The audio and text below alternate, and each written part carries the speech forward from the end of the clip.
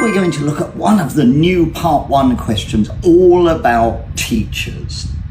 First of all, you have to think about some alternatives to just using the word teacher. If you're at university, you could talk about your professor, a tutor, or a trainer, or an instructor. If you're at school, maybe it was your principal or your headmaster. First question asks you, do you have a favorite teacher? Don't repeat the word favorite. You can talk about a much loved teacher, an ideal teacher, a perfect teacher. Maybe it's the one that you like most, or it's the teacher who is closest to your heart. And explain why. Many students will just use a word like kind or helpful, but you need to find a higher level word. Patient, inspirational, good at showing empathy, like the teacher who is closest to my heart is my English teacher, Miss Grace, because she's such an inspiration and she really shows empathy whenever I can't understand. The second question is, in what way has your favorite teacher helped you? To give some details. Remember, it doesn't have to be true. For example, your best loved English teacher really inspired you and encouraged you to enter an English speaking competition.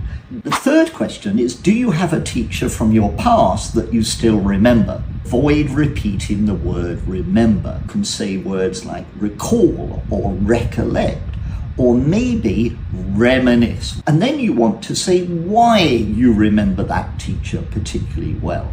Maybe they inspired you, they had a big impact on you, they changed the way that you thought about that particular subject.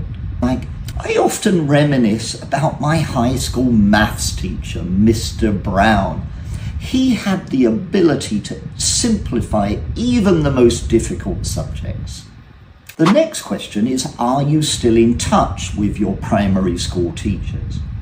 Key phrase here, in touch with. We need again to find a synonym. In contact with, communicate with, maybe we text them, drop them a line. You then need to say how often. Maybe I drop him a line every now and again, or once in a while, or once in a blue moon. The final question is, do you want to be a teacher in the future?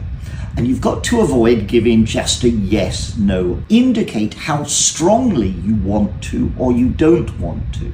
For example, absolutely, without a shadow of a doubt, I would like to be a teacher. Or absolutely not for all the money in the world. And then explain why. For example, what appeals to me the most are the long holidays that teachers get.